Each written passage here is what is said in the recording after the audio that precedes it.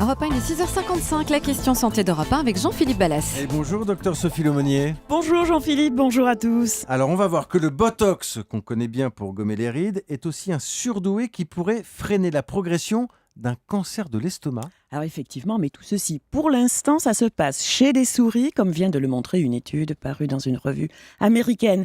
Les chercheurs ont injecté du Botox dans les nerfs situés autour d'un cancer de l'estomac de souris, donc, et ils ont remarqué que ces injections freinaient la progression de la tumeur. Mais Sophie, comment on peut expliquer un tel résultat ?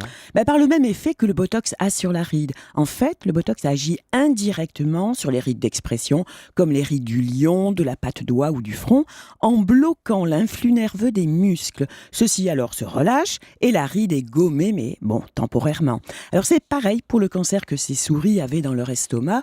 Le Botox a bloqué l'influx nerveux qui arrive dans les cellules cancéreuses et a ainsi limité leur Et croissance. c'est la première fois qu'on observe un tel phénomène avec le Botox. En fait, il y a une étude japonaise qui avait déjà montré la même chose et je le répète, ces résultats sont quand même très préliminaires. Mais vous savez que c'est pas la première fois que l'on trouve au Botox des vertus autres que celles sur les rides. Nos voisins britanniques se proposent même de rembourser des traitements à base de Botox. Pourquoi ?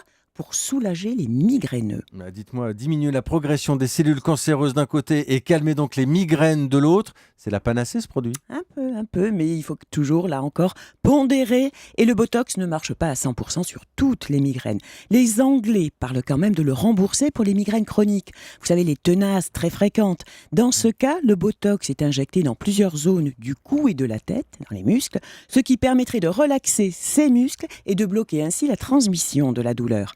Quant à la France, elle n'a pas encore franchi le pas du remboursement, bien que ce traitement soit parfois appliqué. Alors juste un petit rappel quand même, le Botox, ce chouchou, vous l'avez compris depuis longtemps aussi des médecins esthéticiens, est une forme très diluée de la toxine botulique, une substance produite par des bactéries qui paralyse les muscles. Alors comme on va de surprise en surprise avec vous ce matin, Sophie, et avec ce Botox, dites-moi, je suis sûr qu'il y a d'autres utilisations, disons, bizarres de ce produit. Alors si je vous dis bruxisme, Jean-Philippe, ça vous dit quelque chose ? Je suis sujet au bruxisme moi-même.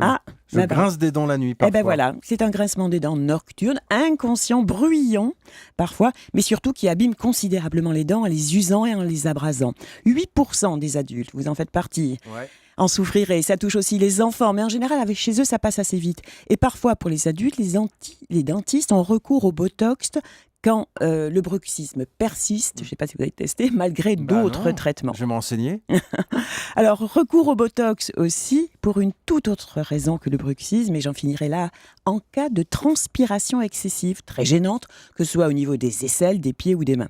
Là encore, c'est le traitement de la dernière chance qui bloque la transmission nerveuse des glandes sudoripares et donc la sécrétion de sueur. Alors voilà comment une toxine très puissante venant de bactéries retrouvées dans des conserves a trouvé des indications que je dirais royales. Cela fait partie de toutes les surprises et bizarreries de la médecine que j'ai eu l'immense plaisir de partager avec vous durant ces semaines d'été. Très bonne rentrée à tous, sans sueur et sans stress. Plaisir partagé, docteur Sophie Lemonnier. C'était la question santé chaque matin sur Europe 1 et on vous retrouvera donc à partir de la semaine prochaine dans le grand direct de Jean-Marc Morandini, grand direct de la santé à 11h avec Jean-Marc Morandini. Merci Sophie.